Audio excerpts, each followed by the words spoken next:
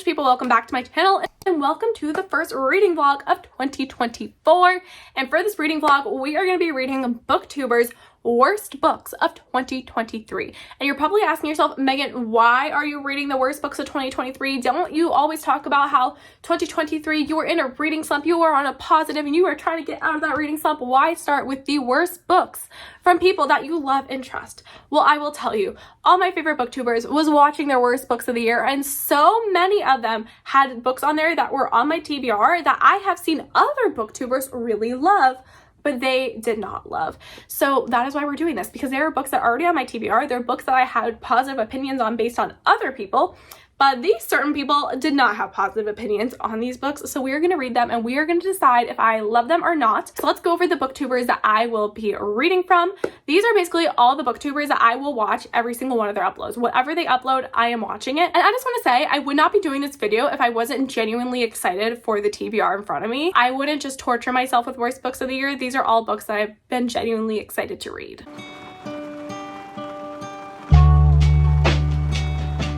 We are starting with our first book, the worst book of 2023, and that is Katie Colson's book, Project Hail Mary by Andy Weir. This book is a very weird book to me because this is actually a 5-star prediction book based on the Raven-haired reader, based on everything every other booktuber has said, based on the ratings on Goodreads of this book. This was honestly a 5-star prediction for me.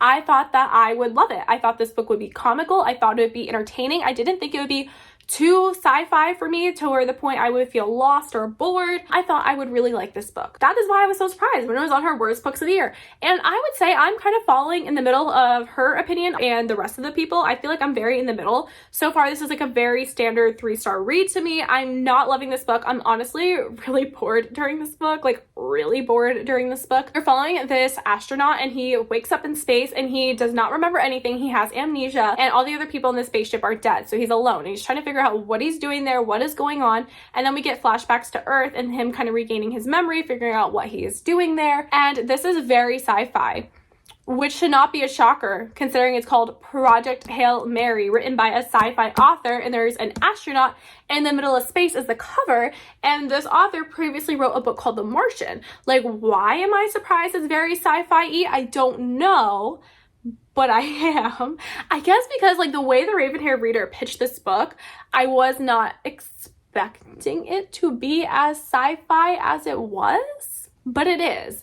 And that's fine, but I don't love it. And I thought I was like gonna love adult sci-fi because of this book right here, the Kaiju Preservation Society. I thought, oh, I might be a sci-fi girly now.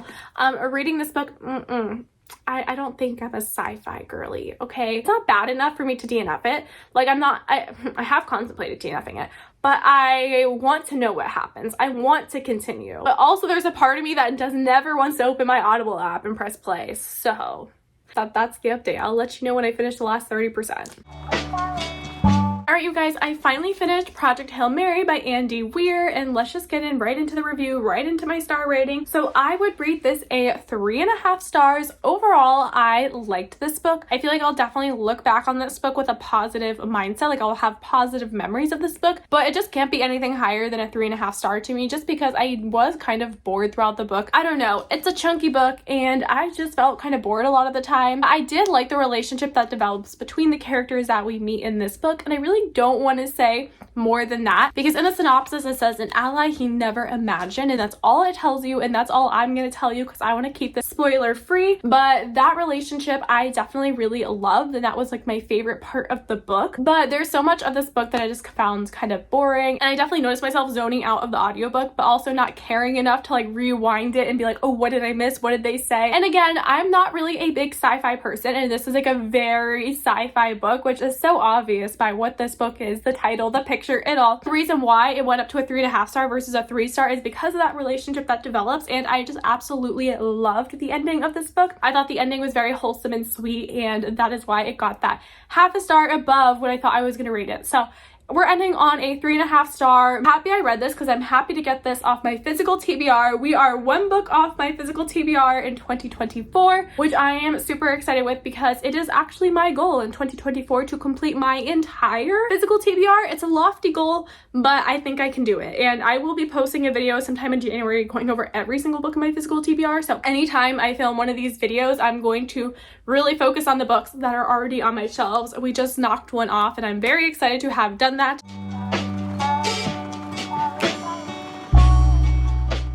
Okay, so I'm listening to this audiobook and I'm only 20% into the audiobook. I am only an hour into the audiobook and she has met the love interest alien and I'm speechless at that greeting. The way they meet. I'm speechless. Oh, what? Like, this book has to be a joke. But I think that's why it's on her worst books of the year. And that's why everybody loves this book, you know, because like it's fun. It's funny. You can't take it seriously. It's just comical. And honestly, I'm here for it. Like, I'm speechless. I'm like, WTF is this book? But I'm also enjoying it and having fun. So we're not mad. Positive vibes here. Wait. So they haven't even had a conversation yet. We're already getting into the alien smut. And in this guy's POV, he says, my mate, my queen, my reason for existing.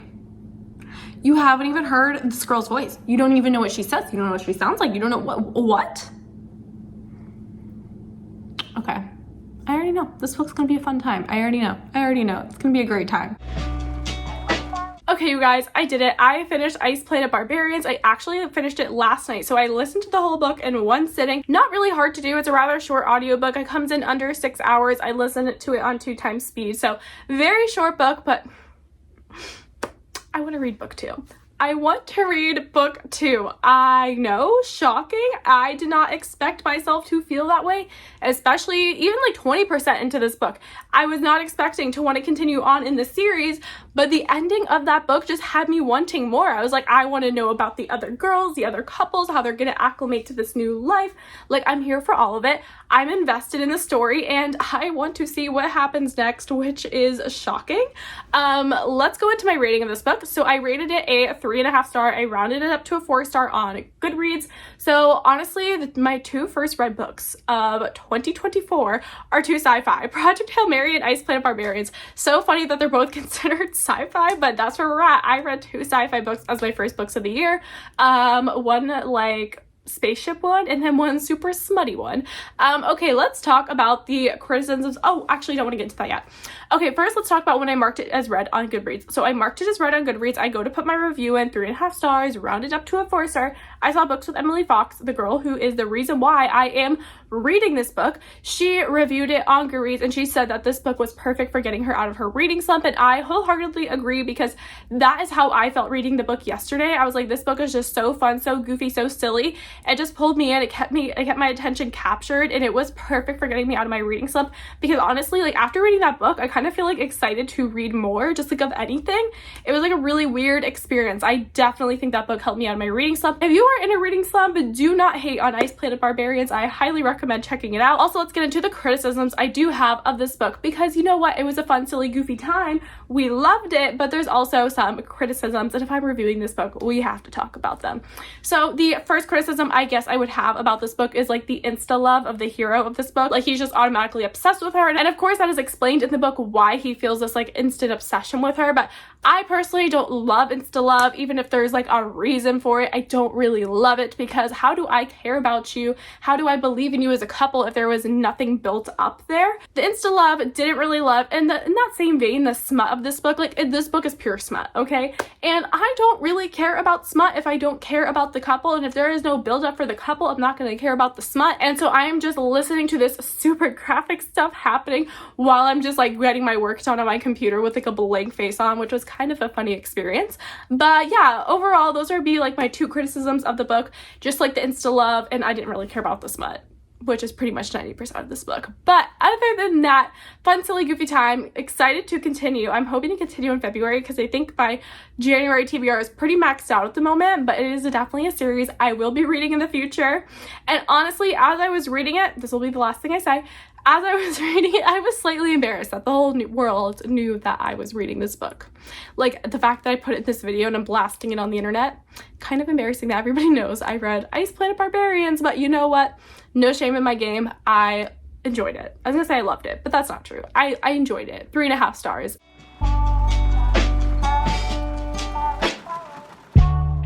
Okay, you guys, I am 55% into Notes on an Execution by Daniel Kukafka. This is the worst book of 2023 according to Chandler Ainsley's video. So I wanted to pick this book out of her videos. Well, she's a romance girl. So, you know, I should have picked a romance book, but I really wanted to read this. It was on my TBR for such a long time, so I knew this was the perfect excuse to read it. And what's really interesting about this book is when I went to go update my progress on Goodreads for how far I had gotten into the book, I saw Chandler rated this book, I think 2 stars. And right under her, I also follow Books with Lala, and she rated this book 5 stars. I'm also rating Books with Lala's worst books of 2023 in this video as well. So it's kind of funny that 2 content creators that are featured in this video, this specific book, one of them put in their worst books of the year and the other one rated it 5 stars. Overall, I feel like I saw a really big mix in the reviews, although I try not to read reviews until I'm done reading the book, but you know what? Sometimes I crack, and I do.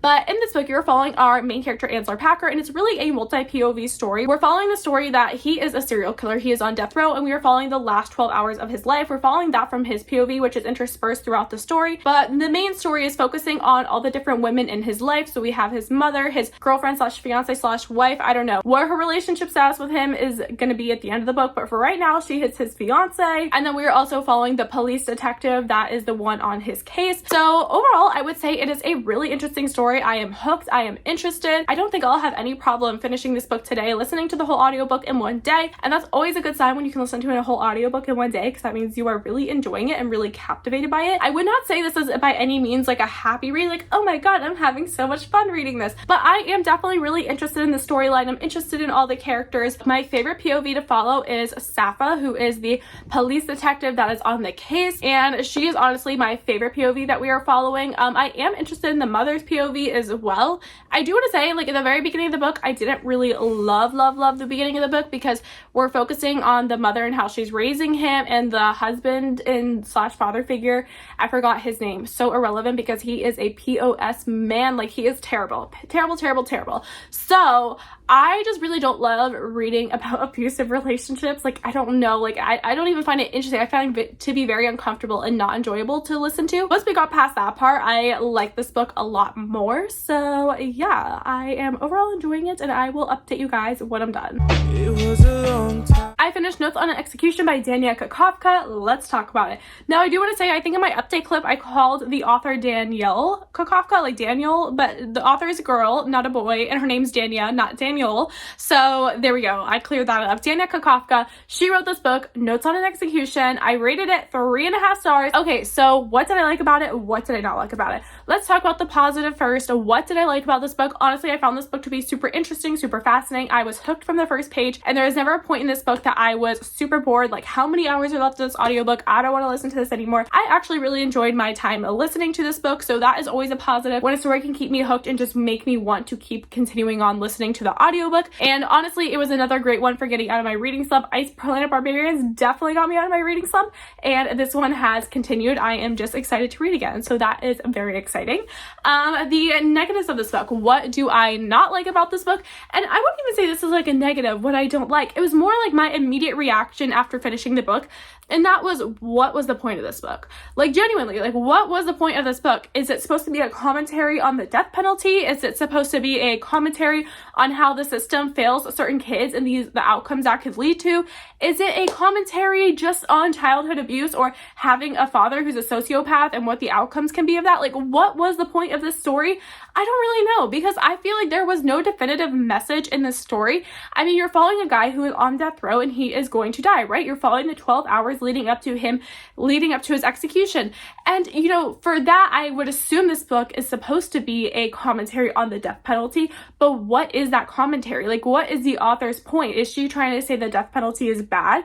I'm someone who does not believe in the death penalty, but I don't think that this would be like a textbook case that I would point to and use it as an example to get people on my side of not believing on the death penalty, because you have this guy who commits these horrible acts and there's no like reasoning for them. We don't really get a solid understanding for why he does the things that he does, and also he doesn't feel any remorse for the actions that he has taken, for the lives he has taken. How are we supposed to empathize with somebody who has no remorse and we have no understanding for why they did what they did? If you are looking for a book though that is a commentary on the death penalty, a rebuke on the death penalty, and you just want to learn more about it, I actually pulled this book from my shelves to show you guys. I highly recommend Just Mercy by Bryan Stevenson. This is actually a nonfiction book, but it is a movie starring Michael B. Jordan, so like you should just go watch it because Michael B. Jordan, like obviously you want to watch it, but I highly recommend the book as well. So you're following the story of this lawyer, and he is defending a guy who is either on death row already, he's trying to get him off, or he is on trial for the death penalty. So I'm not sure which one it is. It's been a long time since I read this book, but basically that's the main story of this book, but like interspersed throughout their book are different chapters focusing on other inmates he had met that were on death row, and he was trying to get them off of death row, and kind of their stories, why they did what they did, what led them to being on death row, and just kind of the outcomes of that, how inhumane like the death penalty is. And this is a very powerful book. So if you're looking for a book that is going to talk about the death penalty, I feel like in a more substantial way, then I would definitely recommend this book here, because I don't think Notes on Execution really is a great commentary on those things. I guess you could say there was a little bit of commentary in this book about how we focus on the serial killers versus the victims of those serial killers. You can kind of see that in this story as well. But it's like not really that strong or a powerful message. Like that part was like not like a huge portion of the book. So yeah, I guess my biggest takeaway from this book was just what was the point. But overall, like I enjoyed my time listening to it. I rated it 3.5 stars, which is really interesting. Project Hail Mary 3.5 star, Planet Barbarians 3.5 star, and Notes on Execution 3.5 stars. Hopefully book number 4 we are reading for this video can surpass the 3.5 star, but regardless, I'm actually having a lot of fun with these 3.5 star books I have been reading, so that's okay. But yeah, that is that, and we are on to the next one. From where we started, day to day. And now it is time to read Books and Lala's worst book of 2023. This book, I had such a long wait in my library. I ended up just buying it on Audible because I genuinely want to read this book. So, The September House. I am only an hour into the audiobook. I listened to it on 2x speed, so that's about 2 hours into the audiobook. And so far, I am really enjoying it. So, I love a good haunted house story. And also, too, like what really affects the audiobook experience is obviously the narrator. And I love the narrator. Like, I just love her voice. I love the way she is portraying this character. This book is told in first person POV. You're following this woman, I forgot her name, but her and her husband, they buy this beautiful Victorian mansion. It is their dream house, but they notice every September these hauntings start happening, and her husband has kind of had enough of it, and he just abruptly leaves the house, and no one has heard from him since. And her daughter keeps calling her and pestering her like, hey, where is dad? What's going on? And she's kind of trying to hide the truth from her daughter because she doesn't want her daughter to know the house is haunted. But her daughter is fed up and is like, Mom, I am coming to the house. We have to find out. So right now where I am in the book, she's basically just preparing for her daughter's arrival, and I think her daughter is going to arrive at any moment now, and her daughter is going to see the hauntings firsthand. There is blood on the wall, there is ghosts around the house. It's giving me very American Horror Story vibes, like season 1 American Horror Story vibes, and season 1 of American Horror Story is everything. I love that season. It's probably one of my favorite seasons of American Horror Story. So to have a book that gives me those vibes, I am so excited to continue this book. I feel like I'm really gonna love it just based on the way the writing style is, right? The way that the female voice is portrayed, combined with the narrator, combined with the fact that I love haunted houses. I think this could rise above the first 3.5 star books that we have had. So I am very excited to continue on and reading this, and I will let you guys know how it goes. I finished The September House by Carissa Orlando, and honestly, you guys, this video is the worst books of 2023 by my favorite YouTubers, and this book I am going to be rating 5 stars. This book broke the mold. We had 3.5 star books in a row, but now we finally have a 5 star to top them all. oh my god, I actually am obsessed with this book. I love this book. I want a physical copy for my shelves. I want to highlight it. I want to annotate it. Like, everything about this book I am obsessed with. There is nothing wrong with this book. It is perfection. I love it. Let's talk about it. I love the narrator. I love the narrator's voice paired with the writing style of this book. The inner monologue that we are reading of our main character with the narrator's voice, like, oh my god, that was just such a perfect combination. I love slowly learning about the relationship between the wife and the husband and what the reality of their marriage was, and that has such a like stark comparison to her relationship with the house, which I think is so interesting. There is something I want to talk about in this book, and I think it could potentially be a spoiler, so I am just going to put spoiler on the bottom of the screen. I don't think it really gives anything away in the book. It's just something that I found really interesting, but if you want absolutely no spoilers at all, you want to go into this book blind, then just kind of skip around, and I will have the timestamps down here so you will not be spoiled at all. But if you've already read this book, or you don't think you're going to read it, or you don't mind if you don't mind a minor spoiler, then let's talk about it. So in this book, you are following this lady, right? You're following this lady and her husband who buy this house, and the house becomes haunted and all this stuff. Her husband goes missing, and you're kind of slowly learning about the relationship between her and her husband as the story goes on, and you start to learn that she was actually in a physically abusive marriage, and he was constantly abusing her, especially when he was drinking. But now, so in life, he has kind of stopped drinking, he started going to therapy, and he doesn't physically hurt her anymore. But in this book, you're hearing her about why she stayed with him, because she really loved him. She wanted to be with him. That was her person, and she wasn't going to leave him. She was like, you know what? He has anger problems and he does physically hurt me, but I know how to do it. I just have to live by these strict rules and everything will be okay. And I thought that was so interesting to see that in comparison to the house, right? Because she's in this house that is haunted. One of the ghosts actually does physically hurt her. Elias, he's biting her, and she's like, okay, well, I know I just like can't invade his personal space. These are the things I need to do to please him so that he won't bite me. And it's really interesting because you see her like creating these rules to live in this relationship with her husband who's hurting her, and then she's taking those rules and she's kind of doing the same thing with her house, right? She like loves her house. This is her dream house, even though she's basically kind of being like abused in a way by the house, and she's like creating all these rules. She's like, you know, it's fine. I can handle it. I can do it. And what also is really interesting about it is that her husband, right, he's like, I can't handle another September in this house. I have to leave. And she's like, I can handle it. She's like, I'm strong. I am so used to following the rules, then why can't you just follow the rules, right? Like, she's so used to following the rules so that she won't get physically abused by her husband. But then when the shoe's on the other foot and her husband has to follow these super specific rules to not get hurt by the ghost in his house, like, he can't do it and he has to leave. And I just thought that was really interesting, and I thought that was a cool comparison. Spoiler part over. I just absolutely love this book, and the ending was amazing. And the ending, like, I just love the ending of the book. I want to say what it is, but I don't want to give away any spoilers. Even the spoiler section, we weren't going over the ending or anything, but like, oh my god, the ending was everything. I want this to be a movie.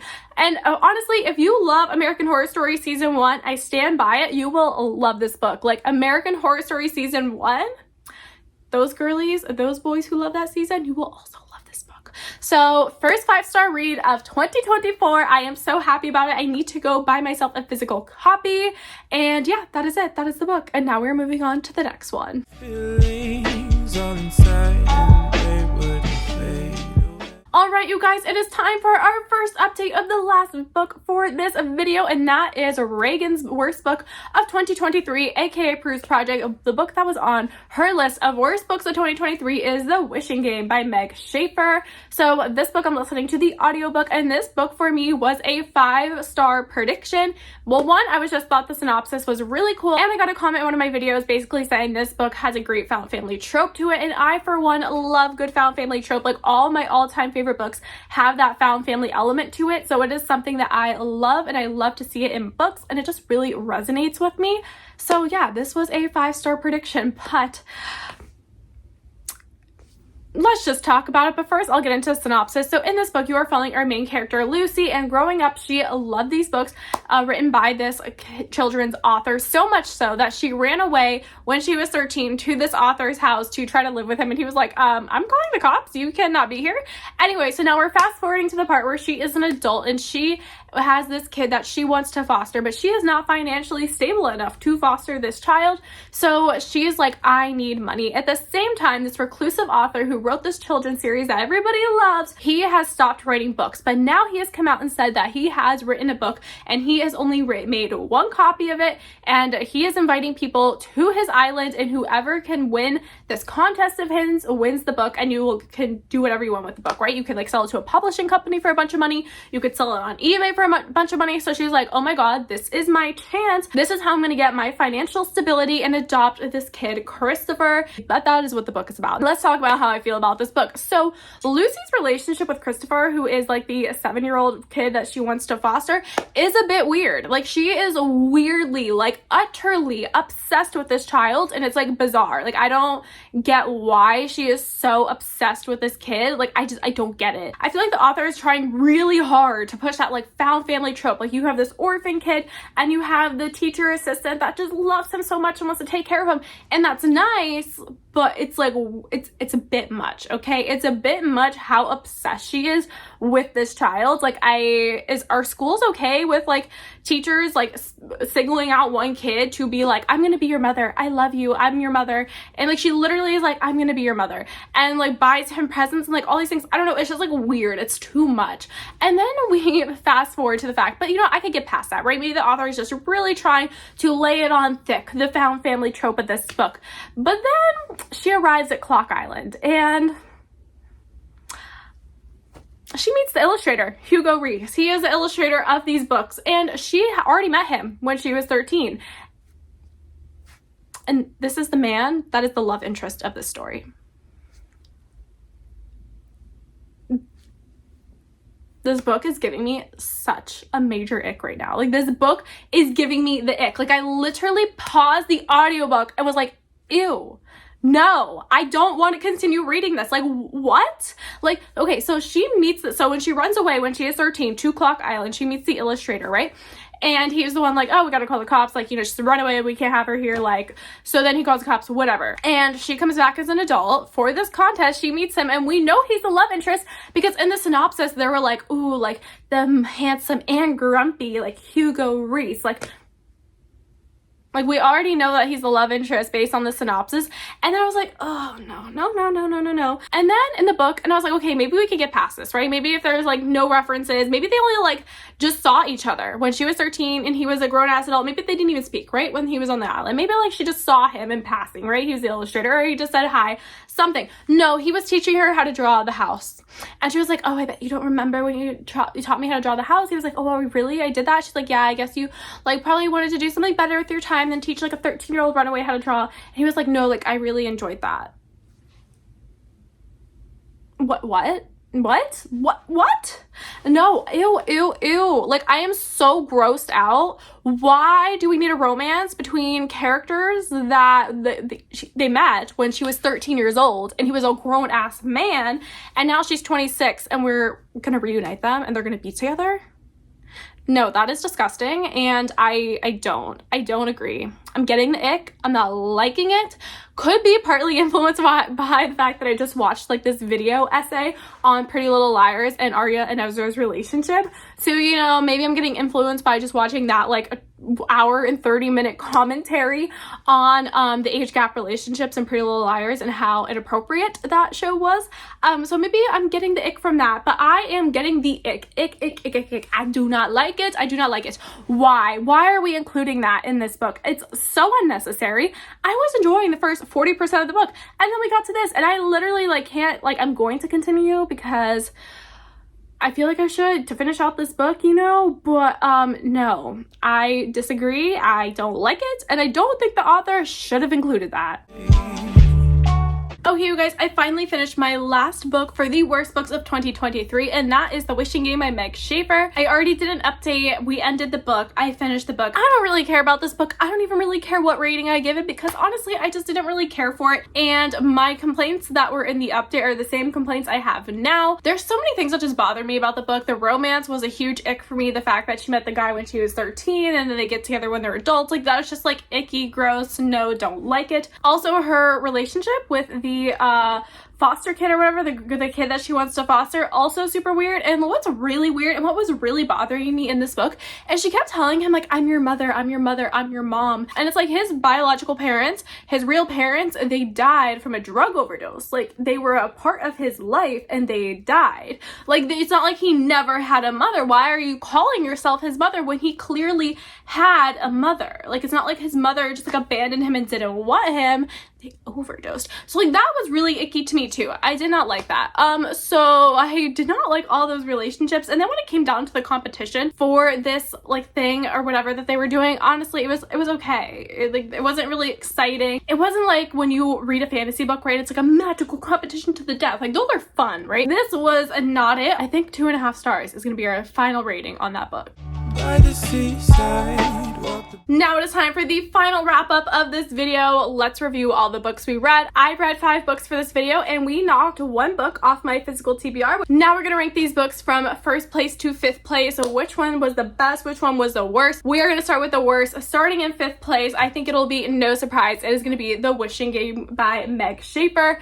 I agree with Reagan Peru's Project, the person who inspired me to read this book because she put it on her worst books and it was on my TBR. Yeah, I agree with her. If I read this in 2023, it would make the worst books of 2023. Coming in 4th place, we have Notes on an Execution by Danya Kukafka. So this book I'm putting in 4th place because honestly, the first 3 books I read for this video all had a 3.5 star rating, but this one takes the cake for 4th place because what was the point? What was the point? That is what I think of when I think of my review of that book.